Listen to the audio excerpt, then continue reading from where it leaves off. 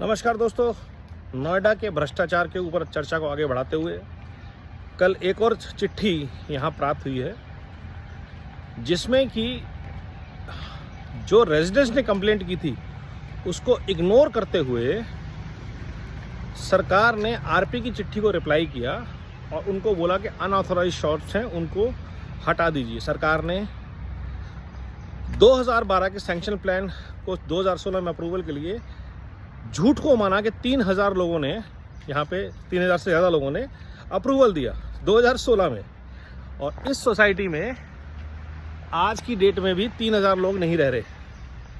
Allottees उस time पे 1000 लोग इस घरों में रहते थे और कोई जाके बिल्डर ने 3000 लोगों से अप्रूवल ले लिया कि आप पूरा लेआउट चेंज कर दीजिए, और उस बिल्डर ने जो बैंकरप्ट हो रहा था उसने पैसे भी जमा करा दिए। तो नोएडा अथॉरिटी में जो भ्रष्टाचार 2016 में हुआ था उसको प्रचारित और प्रसारित करने वाले लोग, अंदर से घुन की तरह सिस्टम को खाने वाले लोग आज भी सिस्टम में बैठे हुए हैं, क्योंकि किसी ने हम लोगों से बात नहीं करी। जिन्होंने इस भ्रष्टाचार के खिलाफ आवाज़ उठाई उनके साथ कोई चर्चा नहीं हुई। इश्ताक हुसैन साहब के साथ मीटिंग हुई, पाल साहब के साथ, सतीश पाल जी के साथ मीटिंग हुई, सीईओ के साथ मीटिंग हुई। अगर इन 3 बड़े अफसरों में से मिलने के बाद भी अगर लोगों की बात नहीं सुनी जा रही, जनता की बात नहीं सुनी जा रही, घर खरीदारों की बात नहीं सुनी जा रही, तो फिर भ्रष्टाचार की जड़ें बहुत गहरी हैं और इतने मजबूत ताकतवर लोग भी इसके खिलाफ एक्शन नहीं ले पा रहे। और ये बहुत ही खतरनाक सिनेरियो है नोएडा के लिए।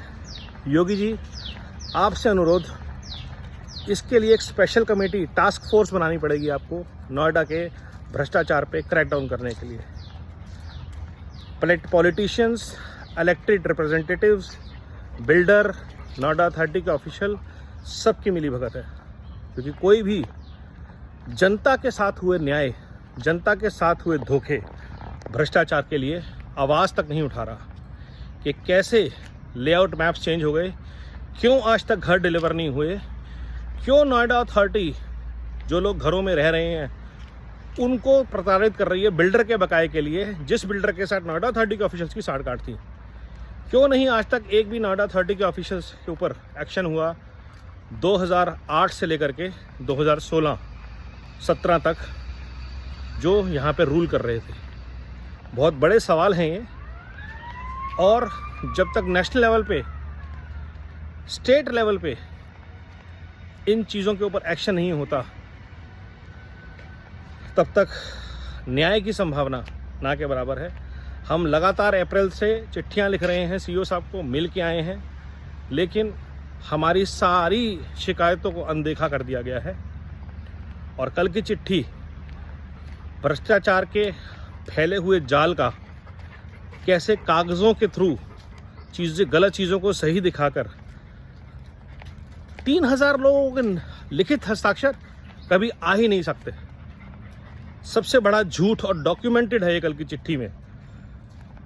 अब ये चिट्ठी विड्रॉ करेंगे और बोलेंगे गलती से किसने डिपार्टमेंट से दे दी, सख्त कार्रवाई होनी चाहिए। वंदे भारत, नमो भारत, जय हिंद।